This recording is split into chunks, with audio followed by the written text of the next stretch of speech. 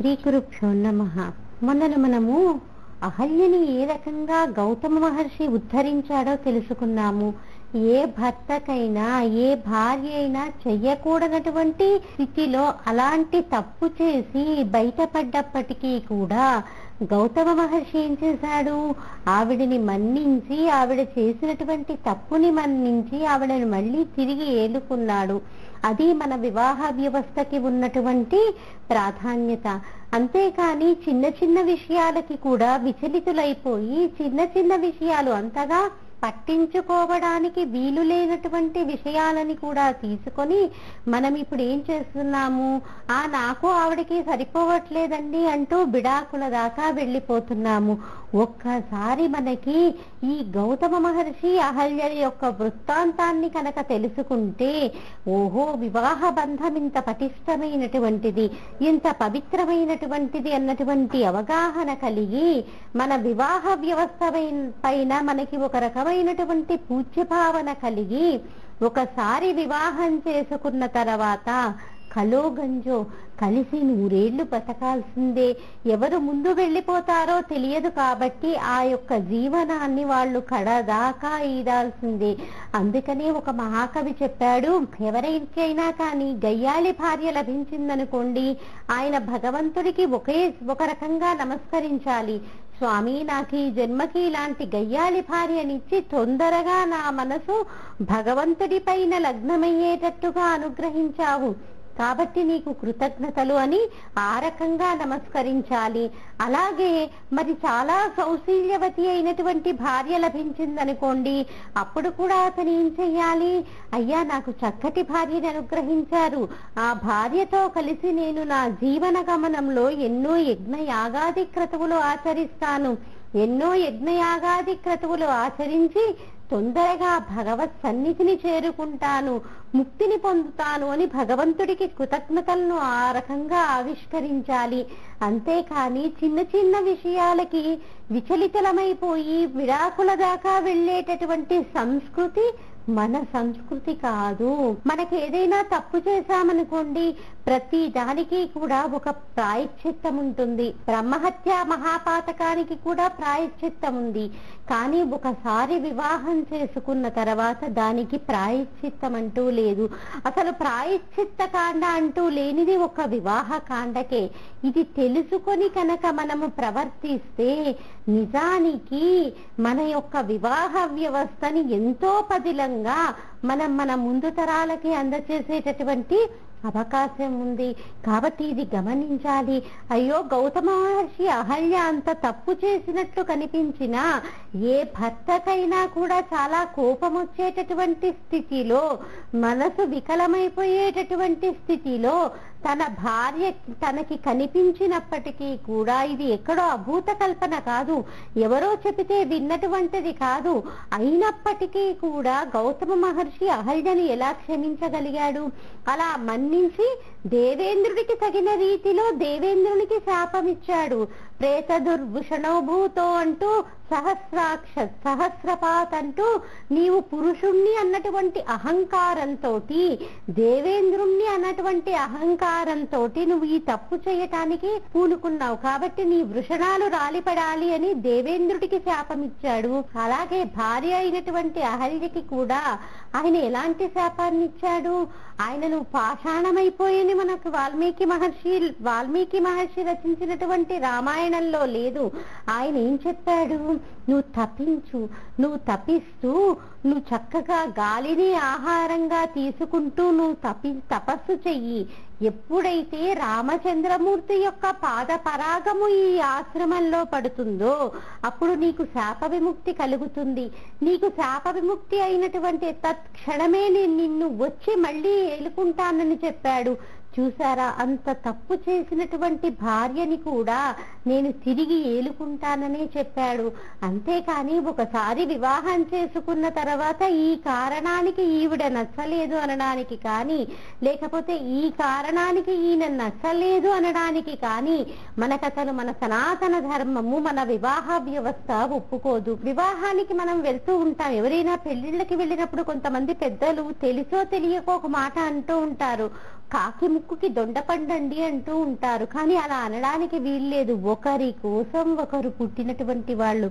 అందుకే మనకి శంకర భగవత్పాదుల వారు శివానందన వర్లహరిలో కళాభ్యాం చూడాలంకృత శశికళాభ్యాం నిజ తపః ఫలాభ్యాం భక్తేషు ప్రకటిత ఫలాభ్యాం భవతు మే అంటూ ఒకరి తపస్సుకి ఒకరు ఫలమైనటువంటి వారు అని అన్నారే. కానీ దంపతులిద్దరూ కూడా ఎలా ఉంటారంటేట కాకి ముక్కుకి దొండపందనో అలా అనడానికి వీల్లేదు.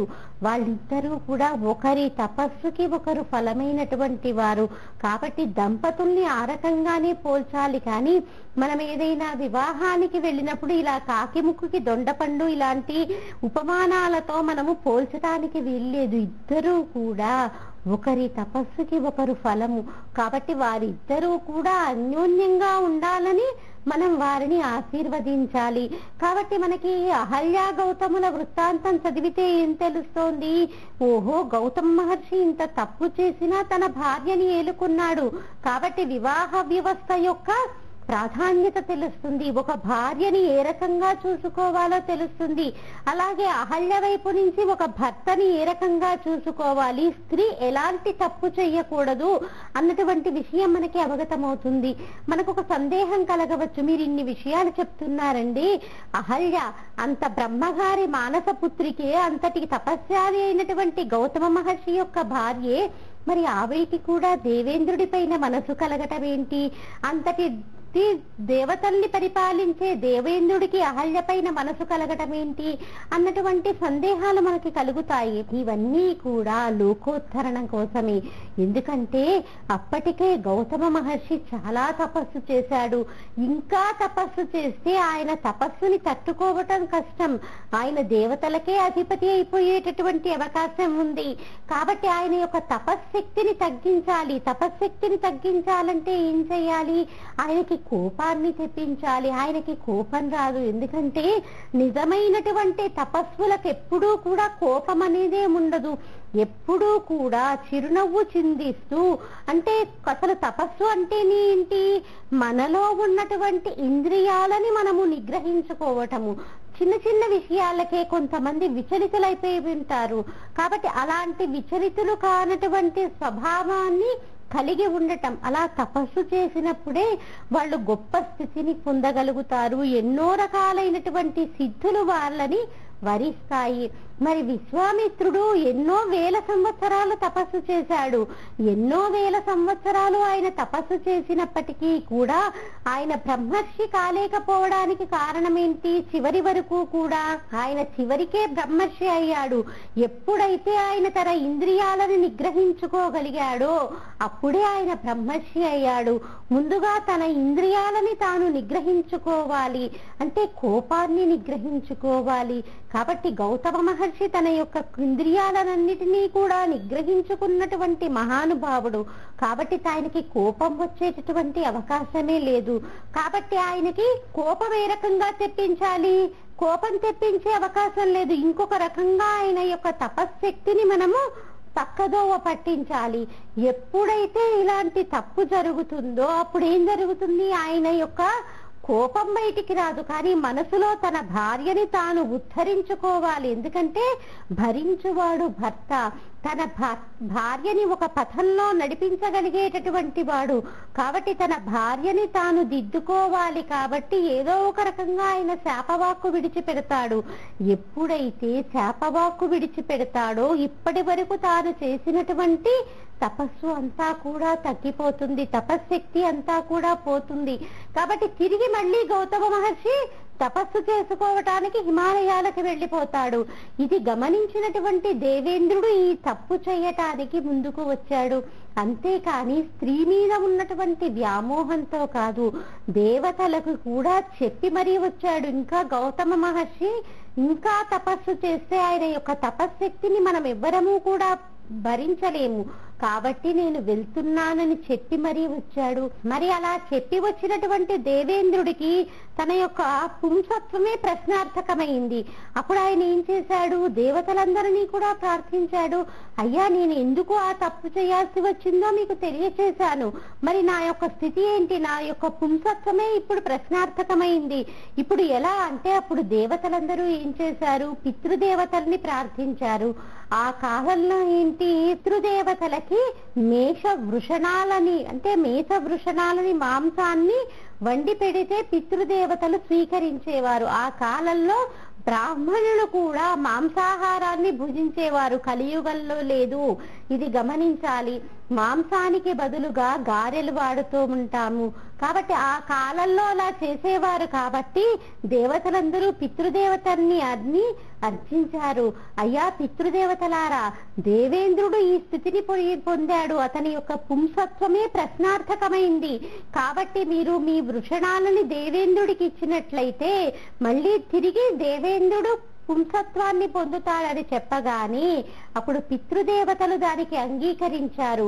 ఇక ఇప్పటి నుంచి మేము మేషము యొక్క వృషణాలని మేము స్వీకరించము, వాళ్ళు పెట్టింది మేము తినము, కాబట్టి అది దేవేంద్రుడికి ఇచ్చేయండి అనగాని మేషము యొక్క వృషణాలని దేవేంద్రుడికి ఇచ్చిన తర్వాత అతను తిరిగి పుంసత్వాన్ని పొందాడు. కాబట్టి ఎంత కష్టపడి ఆయన చేసింది తప్పు అని తెలిసి కూడా మళ్ళీ తిరిగి తన యొక్క పుంసత్వాన్ని పొందటానికి ఎంతమందిని ఎన్ని రకాలుగా ప్రార్థించాల్సి వచ్చిందో చూడండి. మరి అహల్య కూడా అంతే, ఆహారాన్ని స్వీకరించక మొత్తం బూడిదతో ఉండిపోయి ఎంతో సౌందర్య రాశి ఆవిడ. ఎంతో సౌందర్య రాశి అయినప్పటికీ కూడా ఊదితో కప్పబడింది కొన్ని వేల సంవత్సరాల పాటు. అలా కప్పబడినటువంటి అహల్య ఎప్పుడైతే రామచంద్రమూర్తి యొక్క కాలు ఆ యొక్క ఆశ్రమం దాకా వచ్చిందో వెంటనే ఆవిడకి స్పర్శ కలిగింది. స్పర్శ కలిగి ప్రభుమేను పైగాలి పైబడినంతనే పాషాణమొకదానికి స్పర్శ కలిగి. విశ్వనాథ సత్యనారాయణ గారైతే ఎంతలా అనుభవించారో, ఎంతో అనుభవించి మన కనులకు కట్టినట్టుగా ఆయన చూపించారు.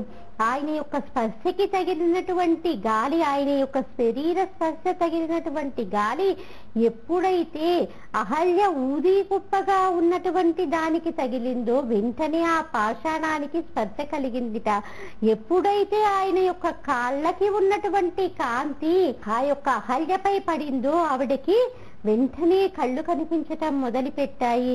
ఎప్పుడైతే ఆ తల్లికి రామచంద్రమూర్తి యొక్క శరీరం నుంచి వచ్చేటటువంటి గాలి ఆవిడ యొక్క నాసికాపుటాలకి తగిలిందో అప్పుడు ఆవిడకి గాలి పీల్చుకోవటానికి వచ్చింది.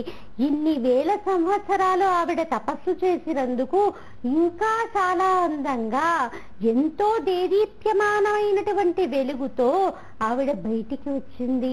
శ్రీరాముడుగా ఆవిడ కళ్ళకి తోచాడు. ఎందుకంటే ఇన్ని వేల సంవత్సరాలు తపస్సు చేసింది. పైగా ఎంతో మహా తపశ్శక్తి సంపన్నుడైనటువంటి గౌతమ మహర్షి యొక్క భార్య కాబట్టి రామచంద్రమూర్తిని చూడగానే శ్రీరాముడిగా ఆవిడికి కంటికి కనిపించాడు, సీతా సహితుడై కనిపించాడు. ఎందుకంటే ఇక మిథిలా నగరం ఎంతో దూరంలో లేదు, చాలా దగ్గరలోనే ఉంది. కాబట్టి ఆవిడకి సీతా సహితుడై కనిపించాడు. మరి ఆవిడికి రసేంద్రియం ఎప్పటి నుంచి పనిచేయటం మొదలు పెట్టింది?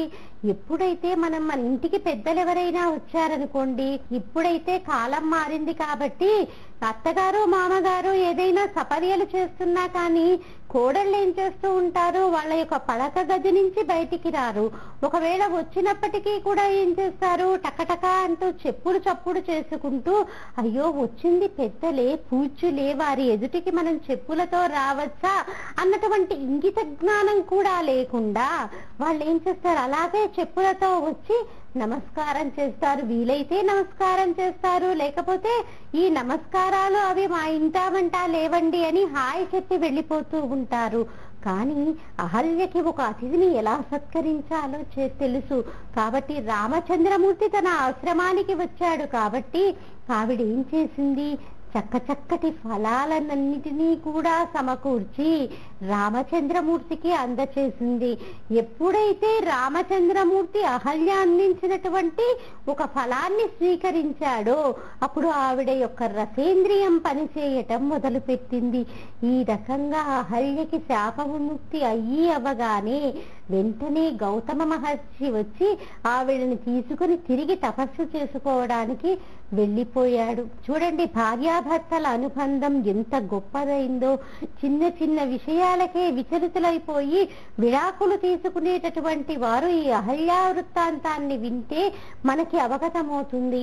కాబట్టి మనము ఒక పురాణాన్ని, ఒక ఇతిహాసాన్ని ఒక కథలాగా కాకుండా మనము ఓహో వీళ్ళు ఇలా ప్రవర్తించారు, మనము కూడా ఇలా ప్రవర్తించవచ్చు అన్నటువంటి ఆలోచనతో కనుక చదివితే తప్పకుండా యువతలో మార్పు వచ్చి తీరుతుంది. మనం ఎన్నో రకాలుగా చూస్తూ ఉంటాం ఈ కాలంలో. చిన్న చిన్న విషయాలకే దాన్ని ఉద్యోగం చేయొద్దన్నాను, అయినా నా మాట వినకుండా అది ఉద్యోగం చేస్తుంది కాబట్టి విడాకులు. అసలు ఏమన్నా అర్థం ఉందా? చిన్న చిన్న విషయాలకి ఉద్యోగం భార్య చేస్తోందని భర్త విడాకుల కోసం అప్లై చేయటము, లేకపోతే భార్య ఈయనకి ఎప్పుడు వాళ్ళ అమ్మ చెల్లి అక్క తప్పితే అసలు నా గొడవే పట్టదు అని భార్య ఏం చేస్తుంది, భర్త మీద కేసేస్తూ ఉంటుంది. మరి ఇలాంటి విషయాలన్నీ వీటిని చేసేటటువంటి వాళ్ళకి ఈ అహల్యా గౌతముల వృత్తాంతం చెప్తే ఒక రకంగా వారి యొక్క జీవితం అనేది దిద్దపడుతుంది. ఇలా ఎప్పుడైతే వారి యొక్క జీవితం దిద్దపడుతుందో, వారికి వారి జీవితం పట్ల ఒక అవగాహన అన్నది ఏర్పడుతుందో, తప్పకుండా వారు వారి యొక్క జీవిత గమ్యాన్ని వాళ్ళు మార్చుకోగలుగుతారు. కాబట్టి మనకి ఏ ఇతిహాసంలో అయినా ఇలాంటి ప్రమాణాలే ఉంటాయి. మన జీవితాన్ని మనం దిద్దుకోవడానికి ఒక ప్రణాళిక అన్నది మనకి వాటిలో కనపడుతుంది.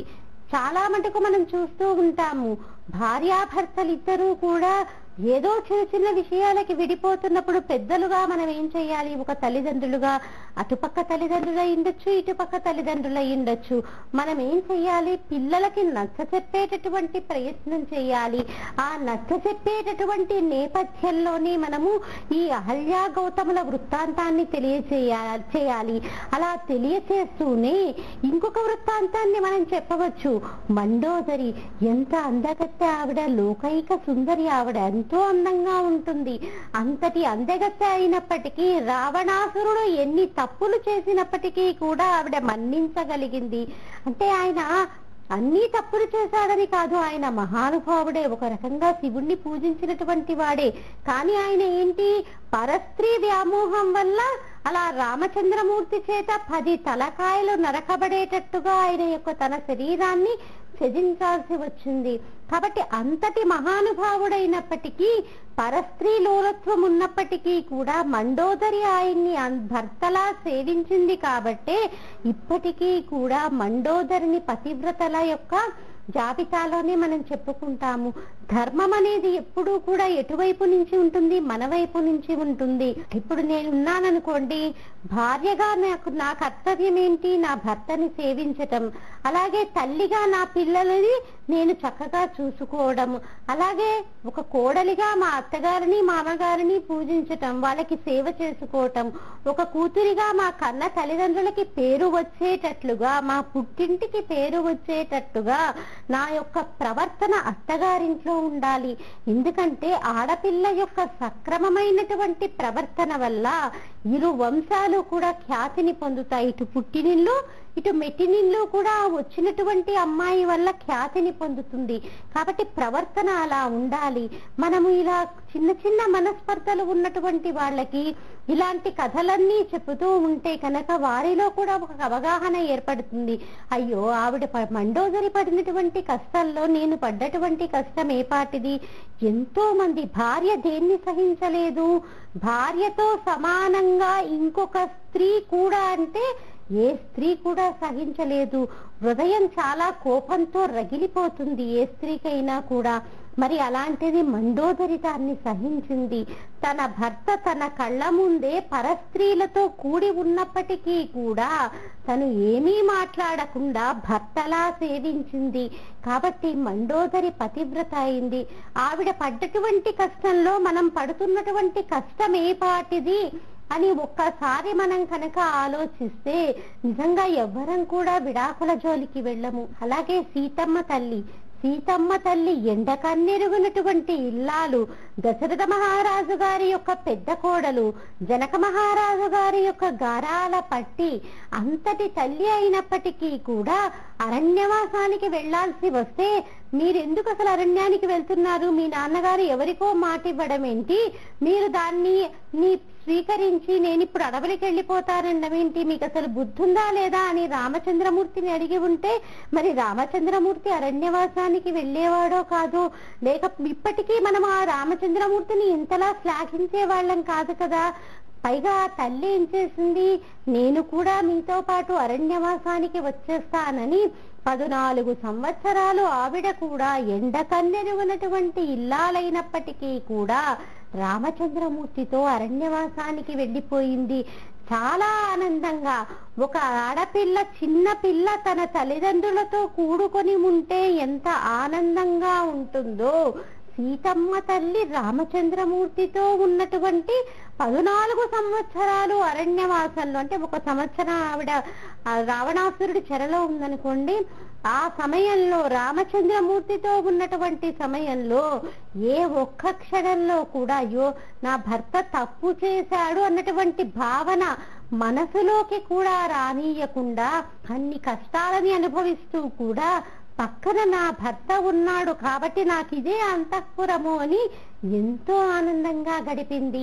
కాబట్టి మనం కూడా ఏం ఆలోచించాలి, అయ్యో సీతమ్మ తల్లి మనందరికీ కూడా మార్గదర్శకురాలు కాబట్టి అంతటి సీతమ్మ తల్లి అంతటి కష్టాలని పడింది. మనం పడుతున్నటువంటి కష్టం ఏ పాటిది, నా భర్తని నేను మార్చుకోగలను.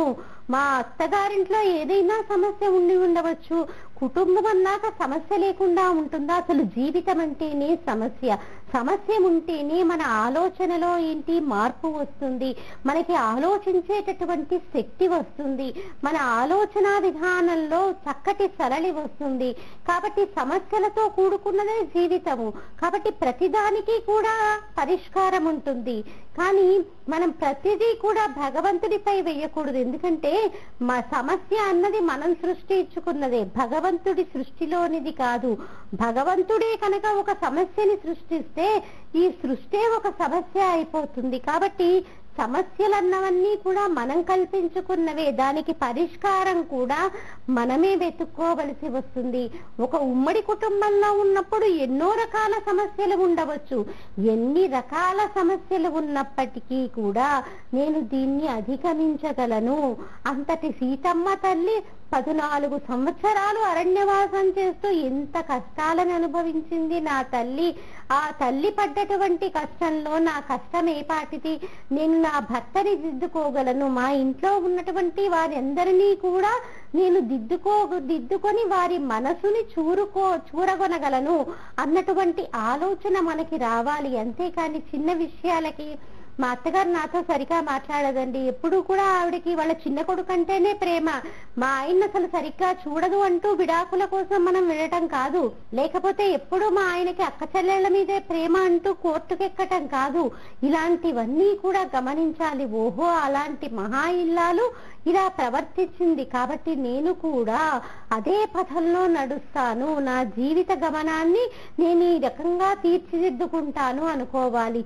నిజానికి ఏ దంపతులైతే విడాకులు తీసుకోవాలి అని ఆలోచిస్తున్నారో వాళ్ళిద్దరూ కూడా ఏకాంతంగా కూర్చొని మనము ఏ రకంగా అయితే విడాకులు తీసుకోకుండా ఉండగలము, నేను ఏమేమి మార్చుకోవాలి నా పద్ధతులు, నువ్వు ఏమేమి మార్చుకోవాలి, ఏ రకంగా మన యొక్క జీవన శైలిని మార్చుకుంటే మన యొక్క జీవితం చాలా ఆనందంగా ఉంటుంది అని ఇరువురు కూడా ఒక రకంగా ఆలోచించుకోవాలి. ఆలోచించుకుని దానికి తగినటువంటి ప్రణాళికని సిద్ధం చేసుకోవాలి.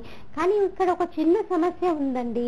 ఇదివరకైతే అమ్మాయి తల్లిదండ్రులు ఏం చేసేవారు, అమ్మాయి తల్లిదండ్రులు అమ్మాయిని సర్దుకుపో అని చెప్పేవారు. అమ్మా వివాహం తర్వాత ఇక నీకు ముందు జీవితం అంతా కూడా ఆయనతోటే గడపాలి కాబట్టి ఎటువంటి సమస్య వచ్చినప్పటికీ కూడా నువ్వు సర్దుకుపో, ఇక నీకు తర్వాతి జీవితం అంతా కూడా ఒకసారి నువ్వు ఆయన చిటికిన వేలు పట్టుకొని ఇక్కడి నుంచి అక్కడికి వెళ్ళిన తర్వాత ఇక నీ జీవిత గమ్యం అంతా కూడా అక్కడే పూర్తవుతుంది అని చెప్పేవాళ్ళు.